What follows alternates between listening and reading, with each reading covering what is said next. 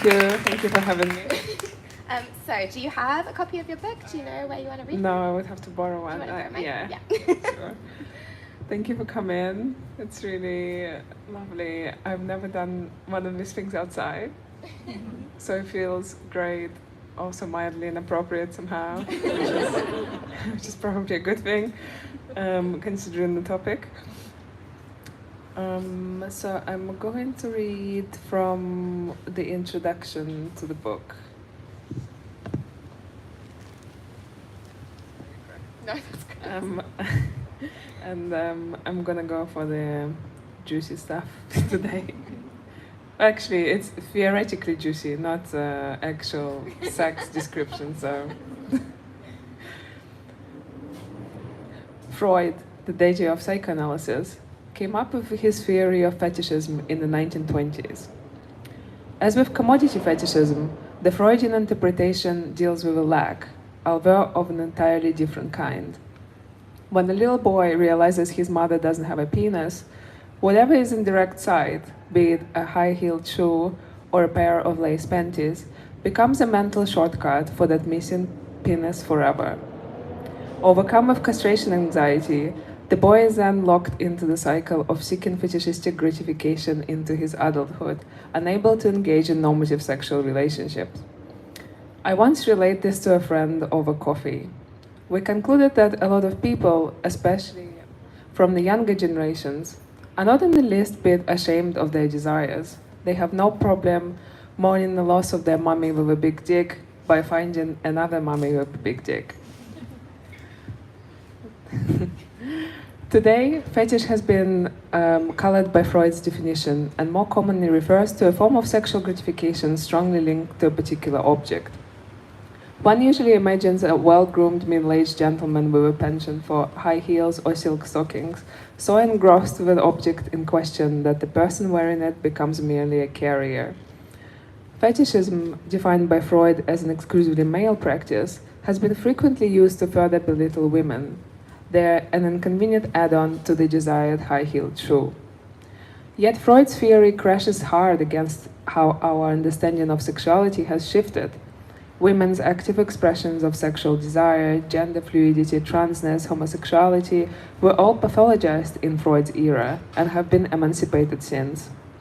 Yet understanding of fetishism hasn't evolved to incorporate these changes. After all, Freud never searched for rubber pornography on Discord forums. He never smelled leather on a sexy dyke in a sweaty club. He never had, let alone was, a hot girlfriend with a big strap-on. R.I.P. Sigmund Freud, you would have loved MILF Manor, as a meme goes. MILF Manor, the 2023 reality TV show in which single women between 40 and 60 seek love with single men in their 20s, is just one example of how pornified language has permeated the mainstream, for better or worse. While the theory of commodity fetishism evolved to better reflect our current reality, sexual fetishism is still most often judged according to the framework from the early 20th century. Theories are usually dead set on neatly separating the two, but in this book, I regard them holistically. With commodity fetishism permeating all spheres of our life, it is inevitable that it would bleed into sexual culture. As we increasingly define and express ourselves through objects, branded garments, watches, lipsticks, homeware, these items come to define our gender representation, our ideas of desire and beauty, and even the way we feel in our bodies in different situations. And just as sexuality is impossible to separate from personal history, sexual and aspirational desires are closely intertwined. At the same time, the language of fetish has entered the mainstream. Our sexualities today, particularly for Gen Y and Z, are shaped by online culture, where referring to your partner as a mommy, baby, kitten, or femboy has become completely normalized. Our relationships are technologically mediated through smartphones and webcams. We sext and send nude. We are voyeurs, archivists, and porn stars rolled into one. For the first time in history, our knowledge of desire is not limited to our own experiences or to those of our close confidants. As we watch the fantasies of others unfold in real time, it's suddenly much easier to grasp the diversity of human sexuality out there, the multiplicity of pleasure in fulfillment. In 2015, London-based artist and dominatrix Reba Maybury released a series of zines through her independent publishing project Wet Satin Press.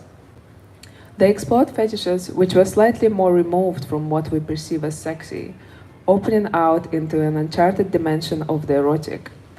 The fetishes depicted were pure in their very specific nature. One participant had a fetish for women wearing office-appropriate heels submerged in water. Another one enjoyed wearing nylon on their face at home. And the third one was mesmerized by air bubbles trapped inside women's dresses while they were swimming. I hope you imagined all that. The reason we wanted to publish this in print was because their imagery is so outstandingly original, Maybury explained. Their creation and existence verge on folk art, rather than the sort of commercially sensational pornography that we are now so numb to. All gendered and sexual stereotypes disappear, and we're left with a utopian vision of harmless but fascinating eroticism. Fetishism, in this way, allows us to expand the understanding of sex beyond its normative framework, beyond the confines of our bodies seeking momentarily gratification. Pleasure becomes cultural, creative, mindful, strange, unforeseen, with a unique blueprint for every person. In her iconic 1978 essay, Uses of the Erotic, Audre Lorde surveyed the horizon of possibilities, which opens when one deploys the erotic not just in relation to sexual acts and desires, but in life in general, as a way of existing more fully. An understanding of your own extended capacity for joy brings with it a terrifying demand that you live your life in accordance with the joy which you know to be possible, that you ask for more, that you provoke, unsettle, and reach towards personal and political power. A bunch of people at an orgy might have read Uses of the Erotic, or they might not have. There are different ways to get there, after all.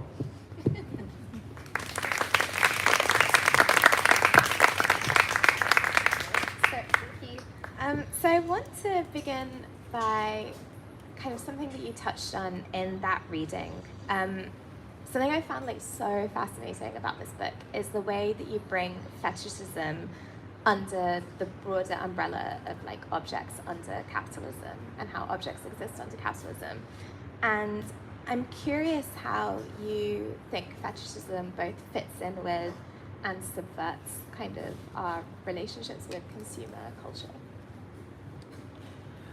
That's a great question. I think it started for me from my personal story, partly because I worked as a fashion writer and a culture writer for a while, and especially I spent quite a lot of time, probably from the age of 19 to 25, working in fashion, which traumatized me for life in many ways. But one of the things which I found really interesting about working in fashion is, of course, the crazy dedication to an object which or a brand which a lot of people share. So it's that non-sexual fetishization of a desired object, which could be a Prada bag or a particular shoe, and how it's kind of perfectly normal to make it an object of your desire and a source of a particular transformation you want to see in your life. So when I became exploring kink and fetish as a writer, I was interested in how could I kind of apply the skills which I learned as a culture writer to that culture which is not usually written about with the same analytical capacity, or kind of not as seriously. Or just usually kind of kept away from other cultural products as just something which, as I think often happens with sex-related topics and sex-related books and films, they kind of become their own thing, which you have to separate from everything else. And my desire was to kind of, as opposed to separating it, to throw it all together and just expose how intimately we are connected with objects on the day-to-day life, and how the gratification from objects also have become much faster. How we're constantly told to like desire things, which we see on social media, which we see like in stores and so on. And looking at kind of how fetishists desire objects in a more straightforwardly sexual way was both similar and very different. So that was kind of my process. I'm interested in this idea of, yeah, so you say you were like a fashion writer and thinking about the relationships that people had with objects they coveted that weren't sexualized in some way.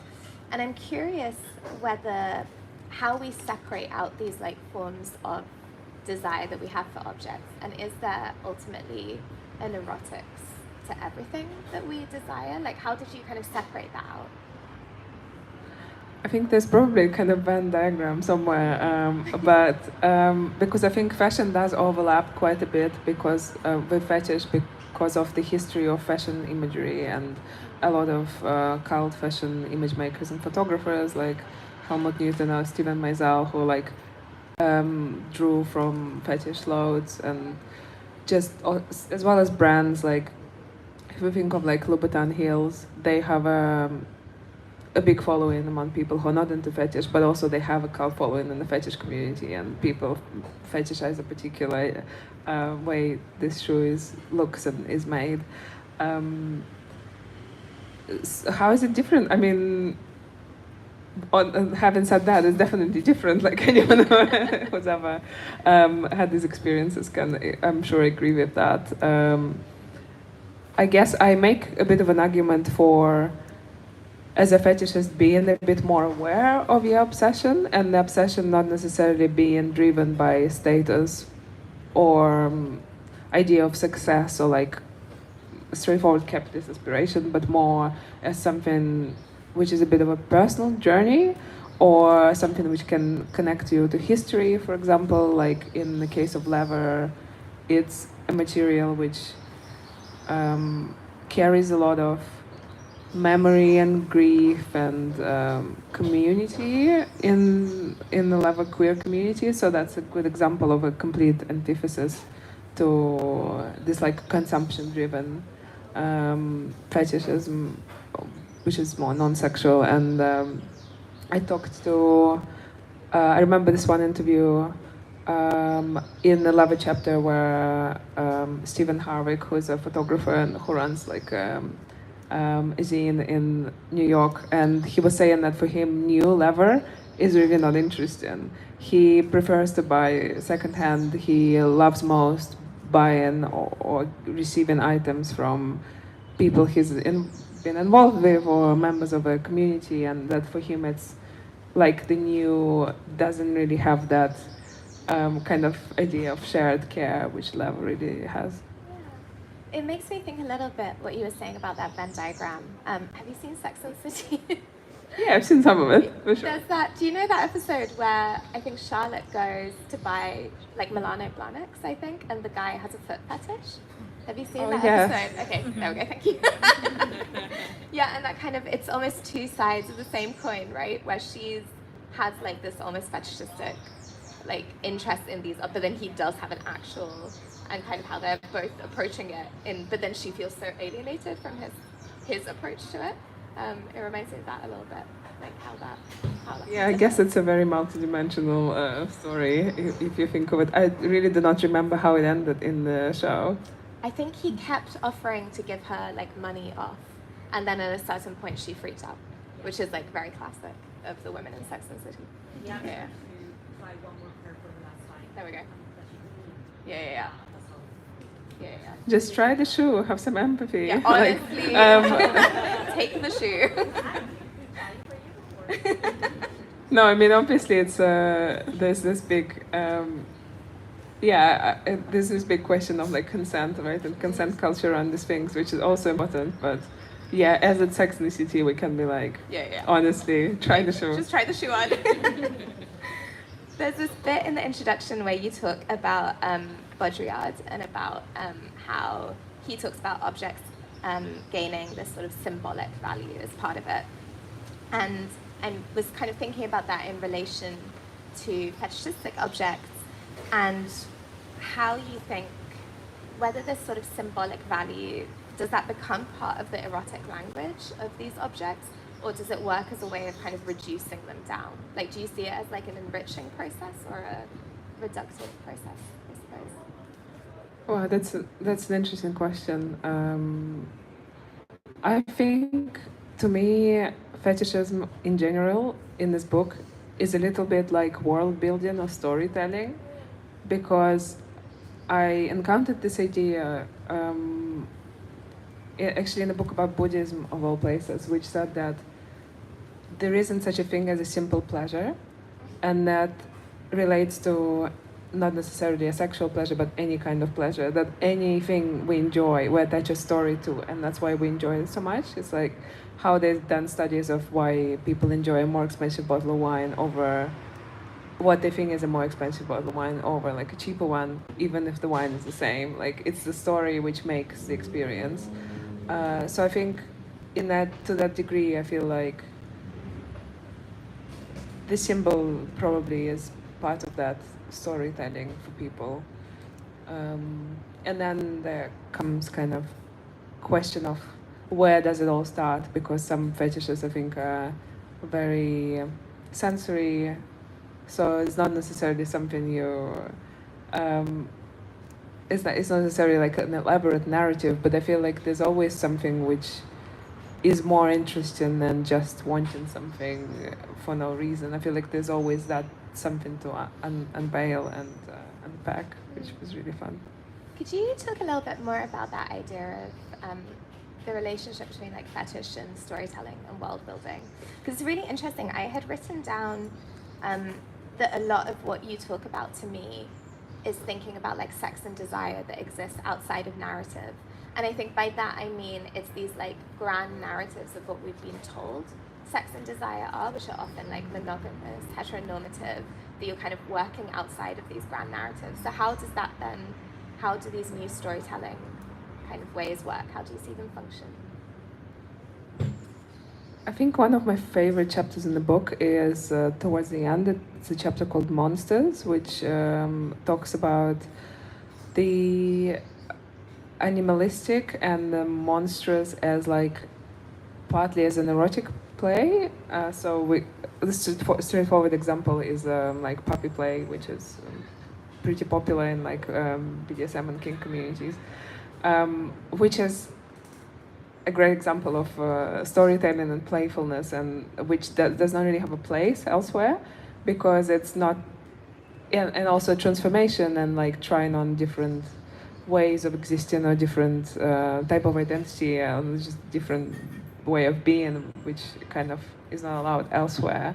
And I also talk to like artists and writers who work with these ideas also, and how that idea of like, and as well like how the idea of the monstrous is very important to the queer discourse and queer culture, because we are so often told that we are wrong and we do not fit. We like, even like the idea of kind of like other people like feeling like the ugliness and the being absolutely not acceptable to some people on that really fundamental level, and how the monster, the idea of the monster and like reclaiming that really allows you to find some power in that.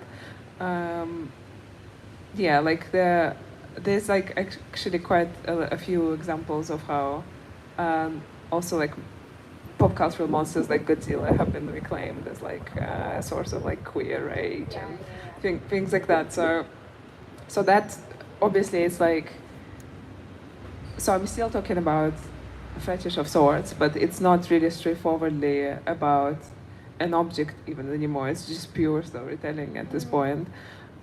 And I think also history was really interesting. I think another example I can think about, like history was really interesting to look at. I already talked about leather a little bit, but there was also, I looked a bit into rubber culture and how it existed in the UK in the 70s and 80s, and that it's just has its own like crazy culture of how you're supposed to wear rubber and what you're supposed to do in it, which is usually like a lot of like wading in lots of layers of rubber and like in a gas mask, which to us now it's like, what? You're supposed to what? Like, why does it look like this? Why are these people wearing like 6 layers of rubber and it's all like really baggy and like yeah, it's just like completely different imagery to what we used to from like latex fetish of today, which is like very, you know, like catsuit, everything's super shiny and like. So again, it's like I feel like that's a community type of storytelling which emerges, which has its own rules and its own way of kind of visually presenting, and yeah. So it's just like the deeper you dig, the more there is. Yeah.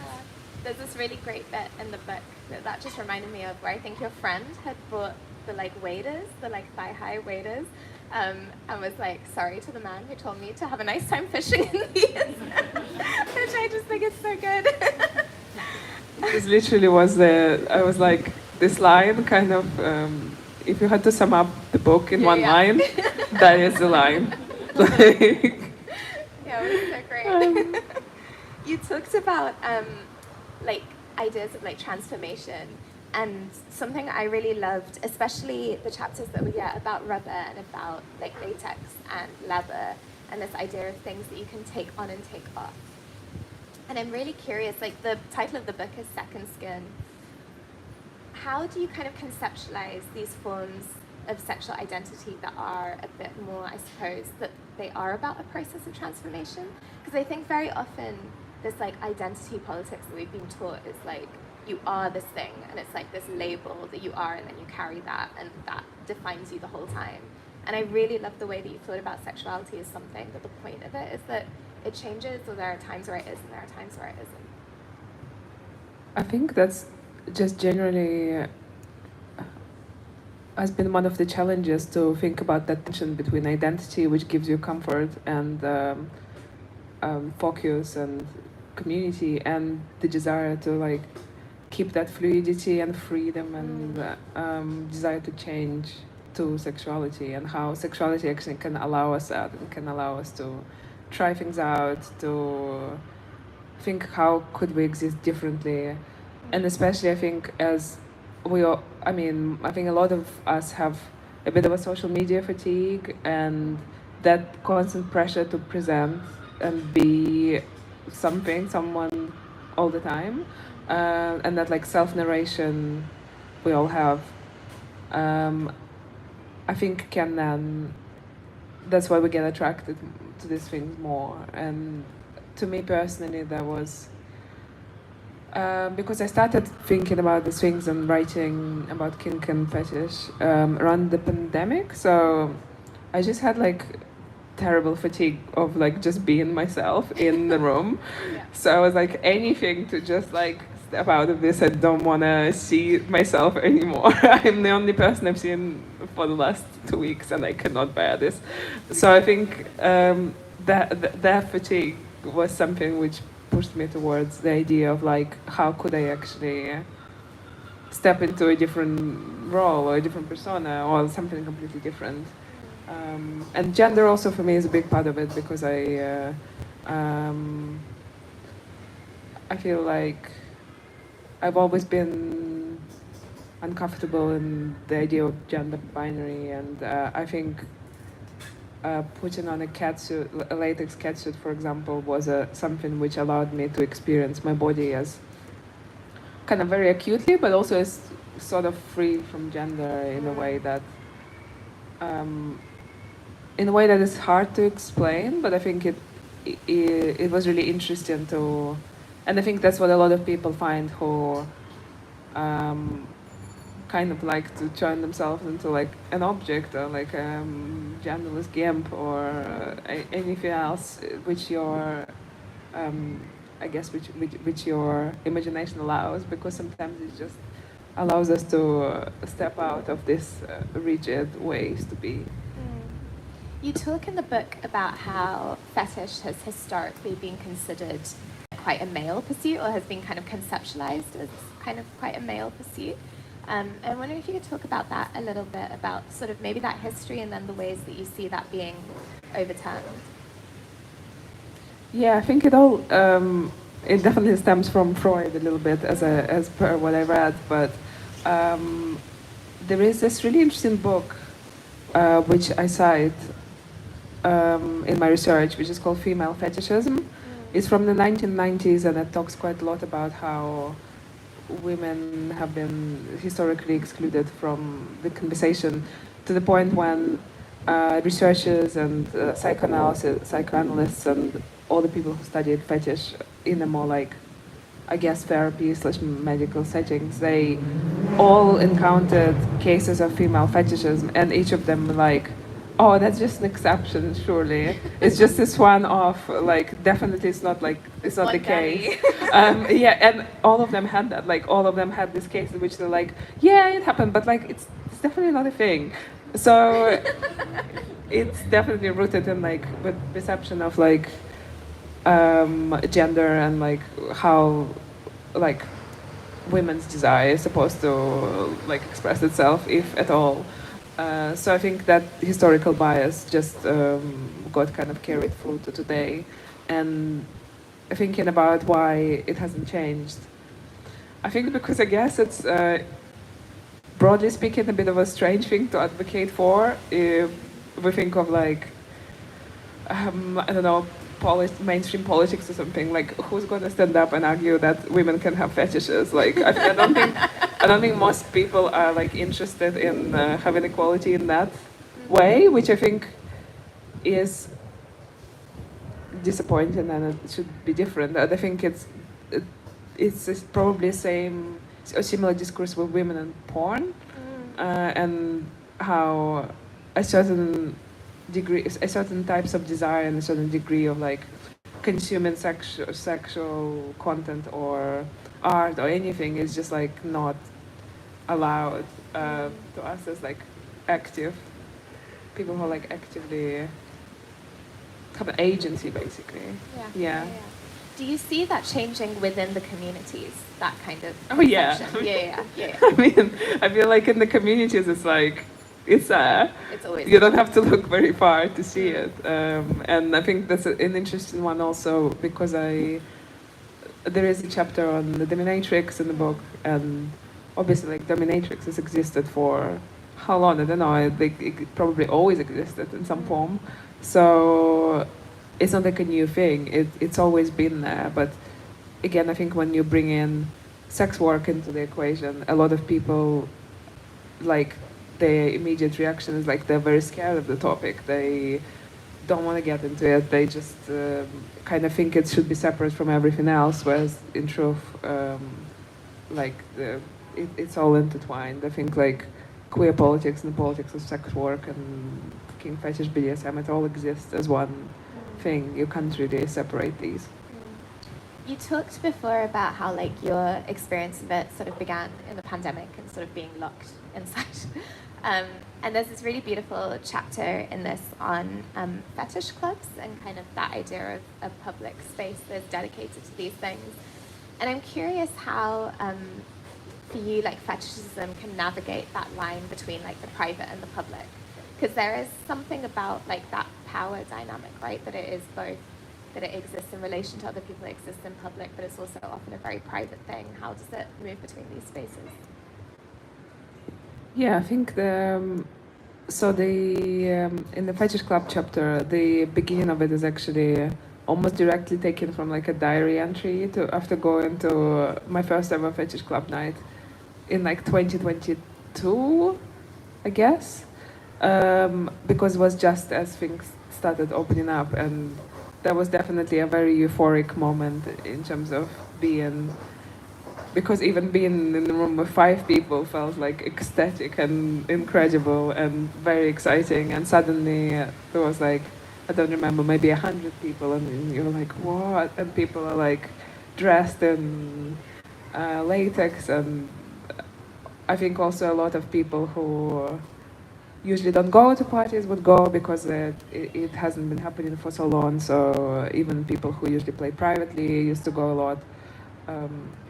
So it was definitely a special moment. I think when it comes to um, what kind of purpose does a fetish club serve, it's a very nuanced question because it can be a community space, but also by default it's also a little bit restrictive, especially I think as a lot of people realize these days. It's that similar with queer spaces, just having a lot of this being focused around nightlife and really loud spaces with alcohol and drugs is not actually suitable for everyone. But I think my inspiration about places where people can have sex around other people and especially practice BDSM and kink around other people. Like I read a lot of work by Patrick Cliffier and the Come Into Power and the Second Coming anthologies, which are dyke anthologies from 90s, early 2000s, and they talked a lot about these spaces as being spaces of mutual care, and also like spaces of kind of being radically who you want to be because that's the only space you have, and also like space of like learning and seeing how other people do things and being able to connect with them through that thing which you constantly told to keep to yourself and never show to anyone. So it's like a great thing for overcoming shame and meeting like-minded people, that's for sure. But I think a lot of people now talk about the limitations this spaces do have, especially in like, mostly in like urban, quite capitalist landscape of nightlife, and how it's just hard sometimes to find that mutual care, which I think defines communities, because it quite often is like you go and then you go home, and that's yeah. But I still do feel that every time I go to like a kink party or like any kind of sex-related event, I just always think it's too good to be true. It's so amazing. Just the fact that it's there, and they're also quite fragile because I think they often depend on an organizer having time and headspace and being able to like stand up to the responsibility of handling people's sexuality in the space, which can be quite volatile. So it's like it's always like, yeah, it is very special, and it's like here today, gone tomorrow, and that's just how it is. I guess there's also something about them that depends on the political landscape of the country they're in. So there's that bit, is it in the introduction where you talk about the raids on a queer club in Russia, was it? Or Yeah, I've definitely have written about that, yeah. which is just sadly part of the reality, and the sex. So basically, like kink and BDSM is not really a problem, but because it goes and is basically kind of goes under LGBTQI plus umbrella like of sexual difference of a kind. Yeah, sadly, it's like it's like not a safe space anymore. What is that? Sorry, that was fully. Was that a squirrel? Okay. It's like, was that a rat or was that a squirrel? Let's say it was a squirrel. Real time. Sorry, you were saying. No. Let's say it was a squirrel. That was okay. One thing I did want to ask you was how you chose which fetishes to include within the book, and how it felt to write about certain things that perhaps, because there are some things that you're really like, yeah, that's me. But how did it then feel to like incorporate other things? How did writing from that perspective feel like? So I've chosen a few, I think, because of the cultural and historical significance for sure. So because as much as I definitely wanted people from the community to read the book, I also thought of someone who maybe just has a cultural curiosity towards this idea, and they maybe have not read much about it and just want to kind of delve into it. So that's why I chose, of course, latex and leather, because those, I think, they just shape the history in such fundamental ways. then I've written about things which were significant to me personally, so I could do a bit of like I guess like personal writing or memoir sequences. For example, there's a chapter about cars, which talks about my childhood and growing up in the country and in the family, where like a car was quite an important thing to have, and everybody was obsessed with it, and how that was for me. Also, driving around with my family was also a bit of a space of comfort, and how then having a strange like erotic relationship with an object can become almost like a nostalgic space. And then that also allowed me to talk about the car as like a very gendered thing, which talks about masculinity and like anti-environmentalism and all sorts of strange things which we have around it today. So yeah, so part of it basically was trying to talk about like my personal journey, but not necessarily in very obvious ways. So it's not that just, oh, I like these things, so I want to write about them. Even though it kind of is. Yeah, and then I also always wanted this book to have interviews and to have conversations with other people, because it was important to not just have my voice, but have voices of others, because I think everyone has a completely different perspective and different personal history. And part of it was some chapters actually inspired by people I met previously, so as opposed to kind of fitting them in, they in a way molded the book into what it became. Yeah, and I also had great time talking to people who don't necessarily have like a public profile in terms of being an artist who work with fetishes, more like people who have a big following on social media and who makes it part of their identity, but just people who contributed some accounts anonymously about food fetish and about identifying as a gimp. Those were the two where I asked people either to share anonymously or if they wanted to. And it didn't really matter how famous or public they were. If it was more just about their personal relationship to it. Yeah.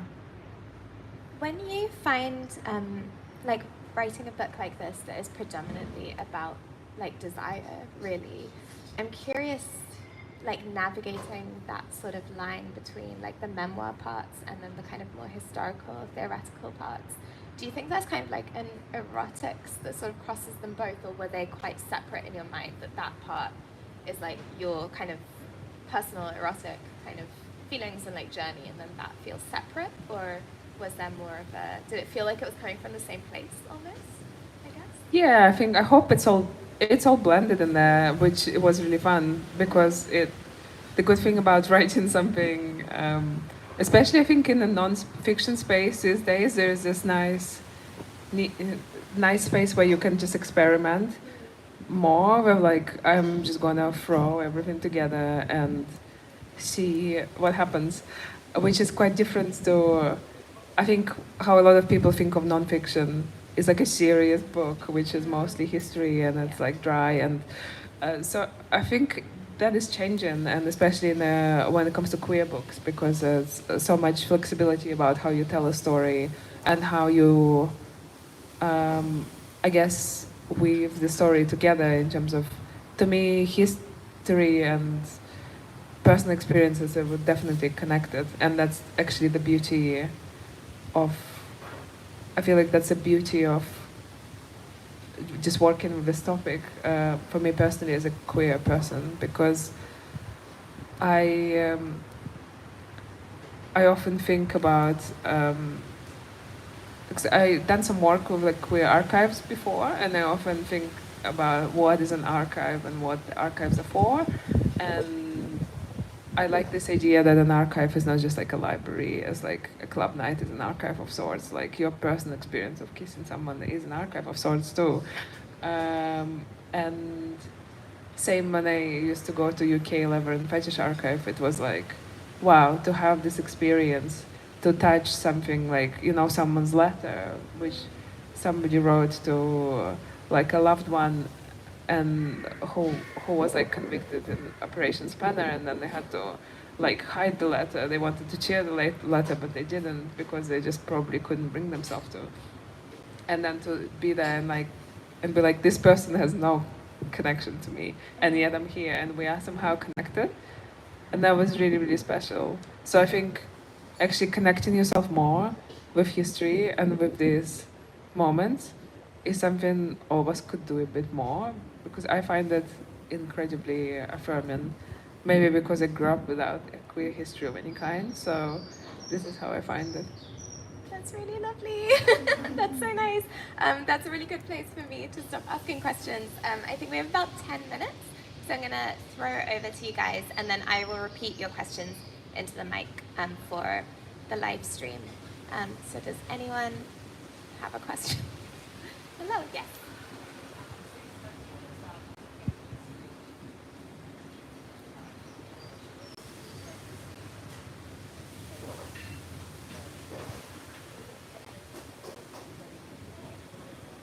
Yeah, so like thinking about the history of kink and fetish that we've spoken about, and what you envisage for like the future in like 10 years, how that space will take up. I think like Instagram and social media influenced the kink and fetish culture a lot in quite an interesting way, because I think it's become much more visible in terms of an aesthetic, but also that I think then changes the things which are more visible. So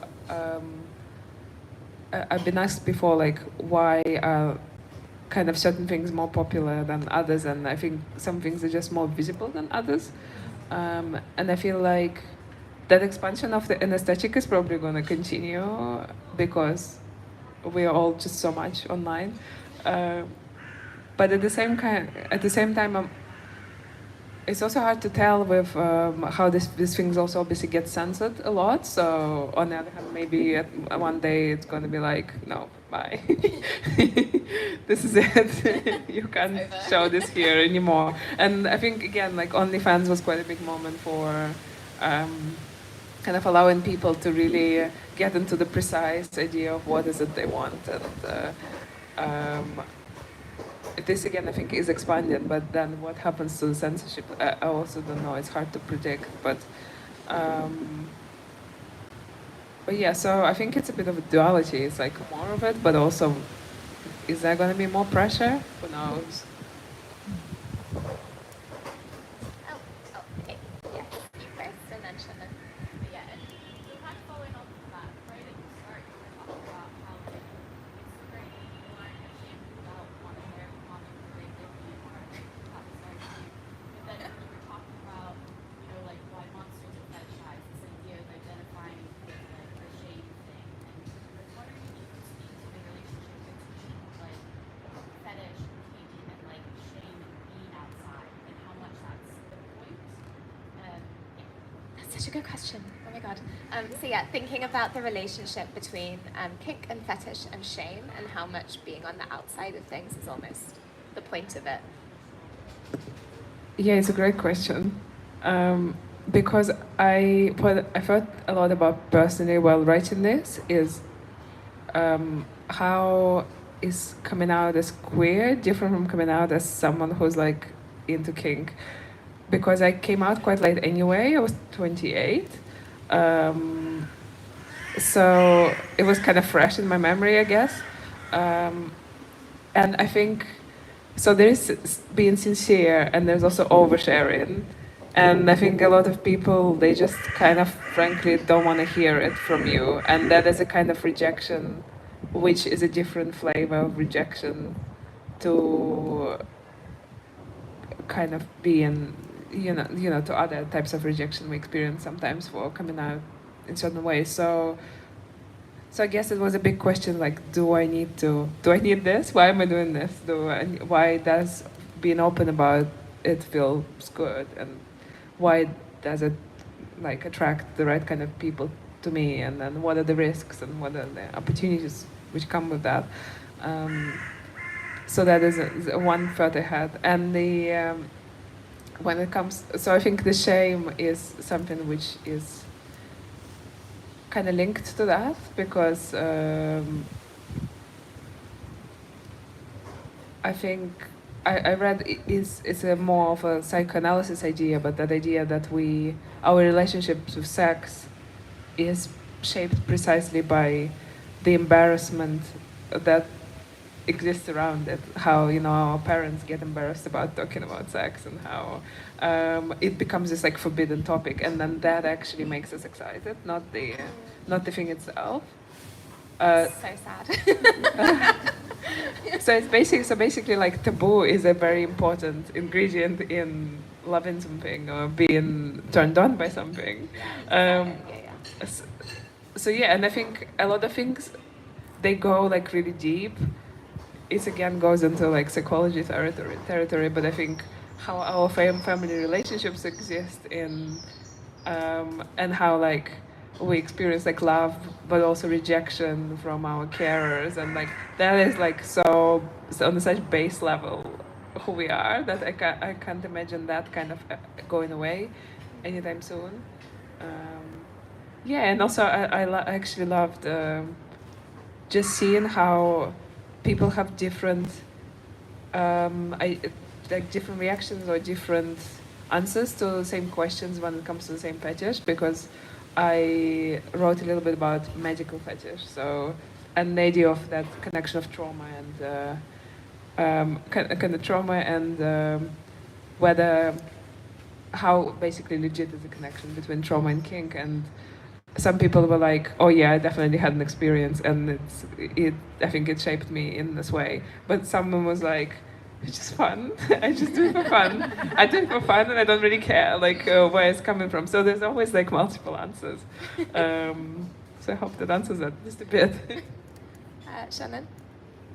I was really wanting to ask about like money and money as a fetish, and I think there's this really wonderful passage in the introduction where you write about how people who have a fetishistic relationship with certain objects like shoes or socks almost see those objects more honestly than sort of capitalist attachment of value to those objects. And I was wondering in terms of like selling your socks or your used underwear and stuff online, and how that like monetary transaction like factors into this understanding of where these objects get their charge from and like how money works. Yeah. It's not going to be as coherent as what you said. So thinking about how like money plays a part in this. Jesus, I've already and about how like when people like sell kind of their used socks or their used underwear, how that kind of monetary transaction is forming part of the fetishistic process. So like how does money does it play a role in creating this essentially? Yeah. I think it's such a great question. I think findom was a subject which I'm like fascinated by, and I would love to write about it at some point in the future, because it's that like erotic charge people get from sending someone large quantities of money, just and that is the thing. Yeah. It's just incredible. The Instagram man. Yeah. Yeah. It's crazy. But also it's just the fact that also I mean I once read, I think somebody asked one of this like kind of open question answer things, and how people kind of described people who did that, they described kind of how to them it just feels like such a privilege to be able to send money to a person, being like that's just like the best thing, and that is a dynamic which is just so interesting. I don't know, it's because it's so charged, and in a way it kind of invalidates so many things about how money works in our society, because there's a whole thing of like work hard for money, and like they just and the fact that it's all so digitized these days. It's just like numbers on your bank account. We don't even like who handles physical money anymore, not that many people. So but I think also I feel like money like plays into more aspects of fetish than people maybe admit or talk about, because I mean, also being able to purchase things, even like if you think of like people who like collect latex and like buy a lot of it, it's like it also like creates this disparity between to which degree you can get involved, for example. And then with the case of like, yeah, like worn socks and things, it's also, I think like money is basically just, it's kind of always there to a degree, but just to which degree and what kind of role people assign to it is differs. I guess there's also, like with that thing, like the sugar daddy thing, it kind of like warps the power dynamic in really interesting ways, because there's both power in giving money and also a lack of power in giving money away. Like, so there's kind of, it's happening at the same time, which I think is really interesting. Like the power of having money to give away, but then giving it away freely is, like, it kind of keeps imbalancing the power. Yeah, but it's also interesting how is sugar daddy different from a fin sub, right? It's because it's like one is degrading, one is kind of more like gifting and getting pleasure from that. But just the fact that these transactions exist is just such a great topic. Yeah. We have time for, I think, one more question. There's one online as well. Oh, do you want to do the So one if there is another one, and is there we can do another two. one? Yeah, so there's one there. If we do both. Okay, yeah, we can do both. Yeah. So this one's from Joni, who said, "Did you write this for people within or outside the community, and have the responses to the book being different from within and outside the scene?" So did you write this for people within or outside of the community, and how have the responses differed across those? So I'd say both, for people within the community and outside, because I think there is a certain amount of interest which people have in fetish, even if they're not like actively in the fetish community, like people who like are artists or in fashion is a good example. I think it is just more about, I guess, like cultural exposure and being interested in how it manifests. So I felt, yeah, it's like, I think this book definitely can. Oh, I was hoping it would find like a lot of different readers, and it will just attract people who are curious how sexuality like plays out in culture, and yeah, and how like this kind of more embodied take on consumerism works. But then I think I kind of got carried away while writing it, and as a result, it has definitely had varied reactions. Not among the people I think who bought the book, but like there's been like some people who reviewed the book. They were like, "Great, but not for me." they were like some great writing, but not for me. I don't know if this is a good time to bring it up, but the Times review of this book, did you see the headline? You should Google it. It is the most Times thing you've ever seen in your life. It was absolutely crazy. I cannot believe. It's really bad. It's really bad because it's like in conjunction with a book about asexuality as well. So it's like basically the point was that it looks like for these people, normal sex is not cool anymore. Yeah, it was. So they have to wild. like invent new ways to do it, and they think you're so lame for doing it the usual way.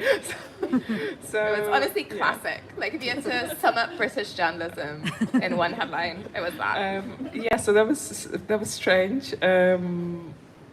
Yeah, and apart from that, I think, yeah, some people who kind of like maybe read the book for work, like one of the copy editors had some interesting comments.